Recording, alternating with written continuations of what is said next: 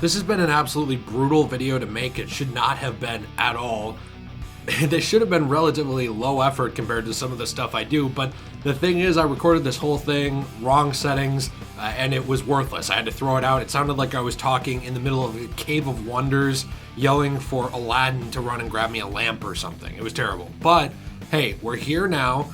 We are going to be talking about the 5 best side missions in Marvel's Spider-Man. Before we jump into that, I do want to do a quick shout out to myself. In the description below, you will find the new Let's Play channel, Degenerate Plays. We're having a fun time over there playing through all kinds of fun stuff together and just chilling like a villain. We hope you can check it out.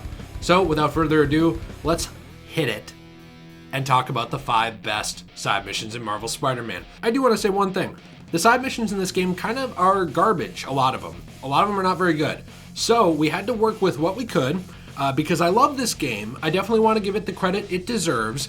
And these are the 5 best ones despite all of the trash. I think it will be very easy to talk about the worst ones. A lot of them are filler. These, in my opinion, are not. The first one is Spider-Man PI. Now, what makes this mission any better than any of the others? What makes it not a filler side mission that's here to just take up your time and not really add anything to the game? Well, I am glad you asked, hypothetical person who's not actually talking to me, because Spider-Man PI is interesting in the sense that it gives Spider-Man actual objectives and ties into a story aspect of Spider-Man, and that is his smarts. The easiest way we see a lot of Peter Parker or Spider-Man's smarts tie into the story is through elements like Dr. Otto Octavius, and also Peter designing his own gadgetry, stuff like that. We do already see that here, but this sort of gives us more of a look at the detective / intellectual side of Spider-Man. The fact that he can investigate a crime scene and put 2 and 2 together, he is I would say, not an armchair detective, but a amateur detective. He's not a officer of the law. He's not a police officer who's been doing this his whole life, but he is smart enough to put 2 and 2 together, like I said. And Spider-Man PI actually has Spider-Man following the trail of some criminals going on a heist or a mission or whatever you want to call it. They're going to commit a crime, and it's your job to stop them. This involves tracking down these criminals. There's a little bit of combat, high-speed chase, some stuff going on there. It's very interesting, and it does add to that aspect of Peter Parker as a character. It makes you look at him a little different and think, oh, this guy's actually really intelligent. There's a lot more here than just a wisecracking person in a onesie. That is definitely something that Spider-Man needed, and I would love to see more of this in the sequel game, because a lot of the side missions really just, they kind of revolved around just find this object, or talk to this person, fight a couple people, and that's it. I thought this was a little more brainy, however you'd say it. I'm clearly not that brainy. But the second one I do want to talk about is Cat's Cradle. This one is a find the object side mission, but there's a lot more to it than that. This involves Felicia Hardy's Black Cat. It really gets into this relationship between the Black Cat and Spider-Man and sort of this pre-existing history there between them. There's obviously a past romance there as well, just like in the comics. And it does dive more into that hidden backstory and lore of the established Spider-Man.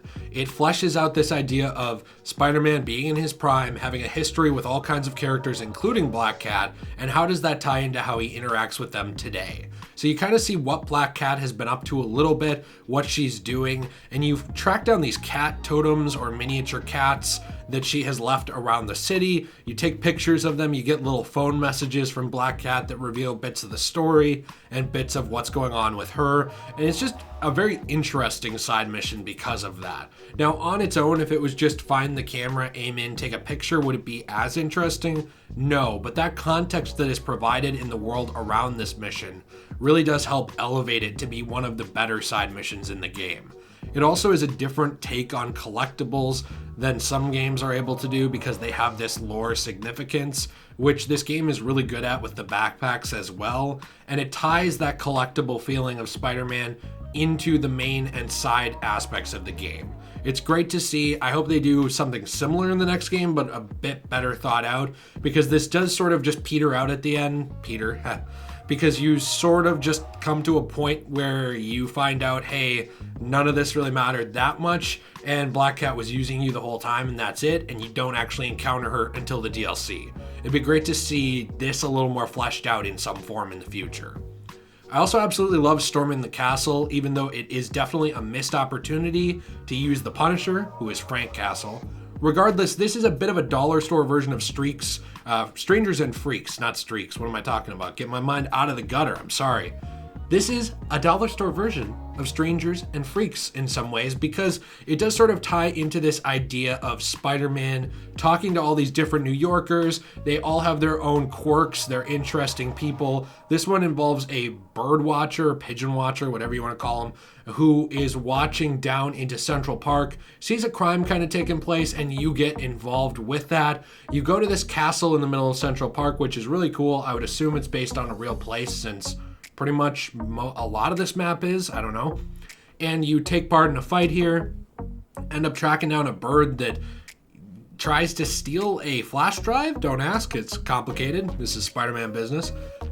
It's just fun. It's really kind of a Peter Parker streak of luck mission that ties into that as well. And I think that it worked very well for who Spider-Man is as a character. He is the people's hero who also is able to go up and fight on a cosmic level. And this sort of tied down into the people's hero version of it. Spider-Man is not above, listening to some bird watcher tell him, hey, you should go check this out, but he's not also below teaming up with the Avengers. I think it's great to see that side of the hero take place in the game, and it really is true to the heart of Spider-Man. Spider-Man was also fantastic. Now, what's so great about Spider-Man? Is it about Miles and Peter like the comic? No, it's not actually. But the great thing about this is it ties into the vigilantism thing. I guess I'm using ties a lot now. That's my word of the day. You can always look for my word of the day in each video and you'll win nothing for that. But Spider-Man tracks down a fake imposter Spider-Man. What's up with that? What's going on here? That's the question that you have to find out as the player as you track down this vigilante who is using your name and your likeness and a really garbage looking version of your suit to fight crime despite having no powers at all. It reminded me a lot of the Dark Knight with the characters like, the copycat Batman, the I'm not wearing hockey pads people, as I like to refer to them.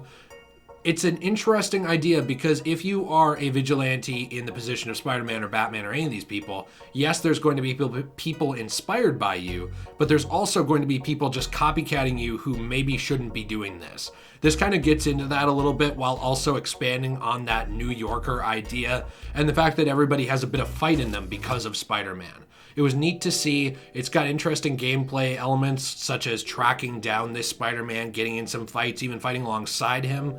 And it really opened up that world and made it feel interesting. The final one I want to talk about is one I've actually heard some complaints about. It's Screwball. No, I'm just kidding. It's actually the Taskmaster. Now, I know this is not for everybody, which is a meaningless statement because nothing is, but a lot of people did not enjoy this mission. Here's why I think it's the best in the game in terms of just straight up side missions.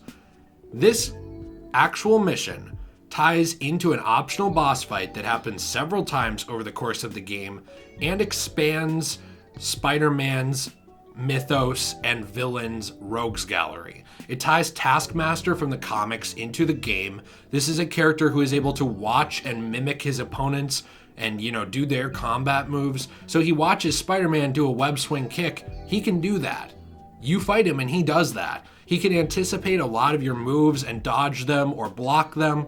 It's a very cool way to incorporate Spider-Man going up against a sort of Spider-Man while not being Spider-Man. So it's almost like you are fighting yourself, but you're not having to stoop to the levels of the Clone Saga to get there, even though I secretly enjoy parts of that. Regardless, we'll move on past my shame. It was neat to see the Taskmaster actually put up a fight. He's a very imposing character, and much like some characters like even the Riddler in Arkham, this is a character who almost the threat of him being a threat off in the distance is more of a threat than he is, but once he shows up, he still puts up that fight. So that was really cool to see. I definitely think that expanded Spider-Man's rogues gallery in this universe, and I'd love to see Taskmaster back in a future game in some form or another, whether that's against Peter, Miles, or whoever he's fighting against. So hey, these were my 5 favorite side missions in the game. Let me know what you think in the comments down below. What are your favorites in this game? What do you think about the side missions? I think that these are very fun, but I think that a lot of them are just really mediocre or bad, actually, and just space fillers. So I'd be interested to hear your thoughts on that. Side missions are definitely something I want improved in a sequel. Let me know what you're thinking down there, and before you click off and jump on out of here, be sure to check out the new Let's Play channel linked in the description below. Instagram, Reddit, Twitter, Patreon. It's all down there. We'd love to see you on all of them. Have a fantastic day and stay awesome.